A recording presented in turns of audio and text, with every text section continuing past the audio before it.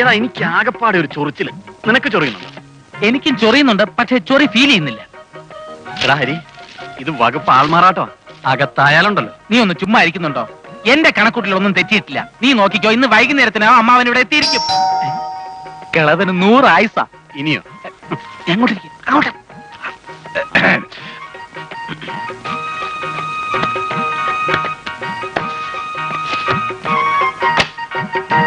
I am Krishnadas. Mister പൊപ്പറ്റ്ലാലിനെ ഒന്ന് കാണണമായിരുന്നു. Please come. Good morning. നമസ്കാരം. I read the advertisement papers, Malayalam Manorama, Hindu. I watch an informations, my hand. Thank you. I watch an custody under me. You give advance, I give, I watch an advance. Bundle currency notes advance, I give, I watch an. Mr. Kristudas. In this business there is no advance. You bring Ivachan and we will give you the money, okay?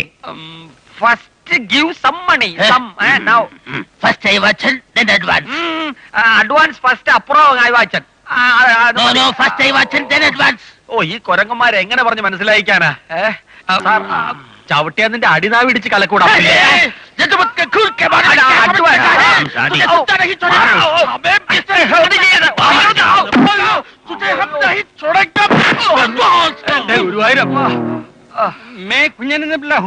ഞാൻ ക്രിസ്തുദാസാണ്.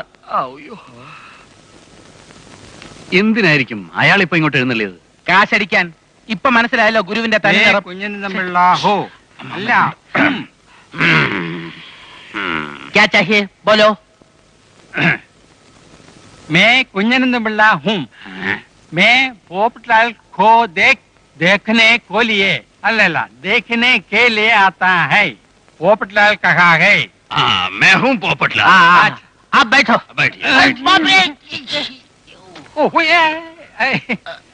मेरे पास अयोवाचन है. अरे क्या Ivan तुम्हारा पास है? अरे किशन, ये क्या बोल रहा है? മിസ്റ്റർ കുഞ്ഞാനന്ദൻ, ഞാൻ മലയാളം കുരച്ച് അരിയും. മിസ്റ്റർ ഐവാച്ചൻ എവിടെ ഉണ്ടു, എപ്പോ ഉണ്ടു? അയ്വാച്ചൻ എന്റെ കയ്യിലുണ്ട്. പക്ഷെ നിങ്ങൾ പറഞ്ഞ 3 ലക്ഷം വളരെ കുറവാണ്. ഒരു 5 ലക്ഷം തന്നാൽ ഞാൻ അയാളെ ഏൽപ്പിച്ചു തരാം. वो क्या बोल रहा है किशन? वो बोलता है कि उसके पास अहिवाचन है. हम 5 लाख देगा तो अहिवाचन हमें देगा. 5 लाख? नहीं, ओनली 3 लाख.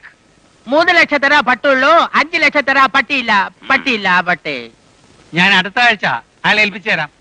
അഡ്വാൻസ് 1 ലക്ഷം തരണം. अडवांस 1 लाख मांगता है भाई. एडवांस मांगते हैं? नीचे देखो, തരാ പട്ടിയില്ല. നീ വന്നേ.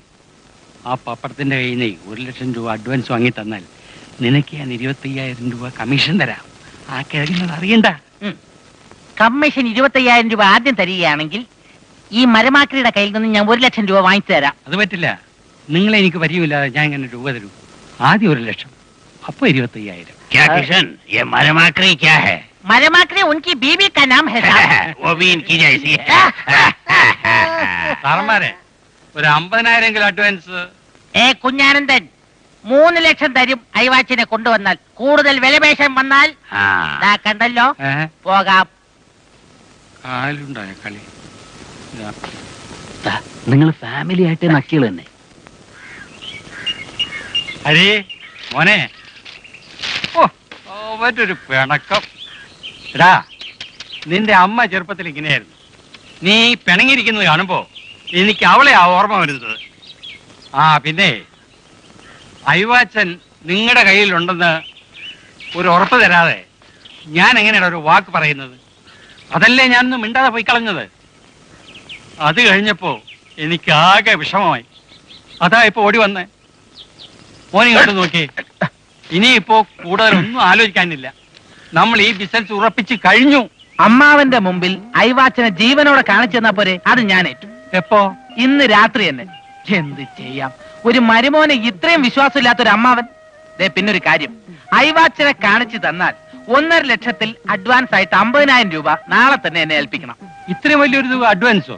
ഒരു വലിയ ബിസിനസ് ആവുമ്പോ അഡ്വാൻസ് തുകയുടെ വലിപ്പം ഇത്തിരി കൂടും. എങ്കിൽ തന്നെ എന്താ, 1.5 ലക്ഷം രൂപയല്ലേ ഒറ്റ ആഴ്ച കൊണ്ട്. അമ്മാവനാണ് മോശമല്ല. നീ ഒട്ടും മോശമല്ലടാ മരുമോനെ.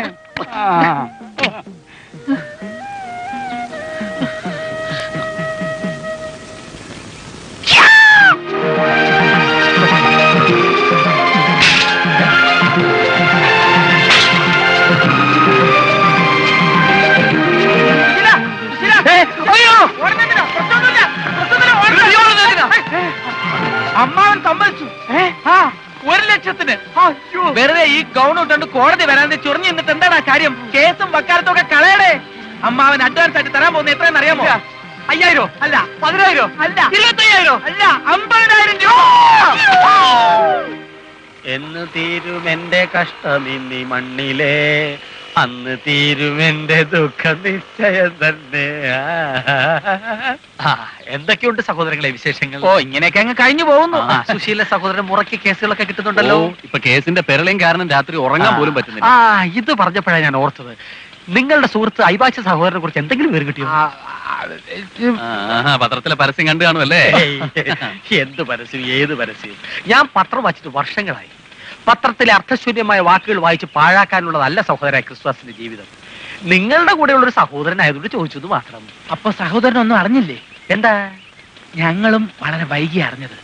സത്യത്തിൽ ഈ ഐവാച്ചൻ ഒരു അധോലോകക്കാരനാണ്.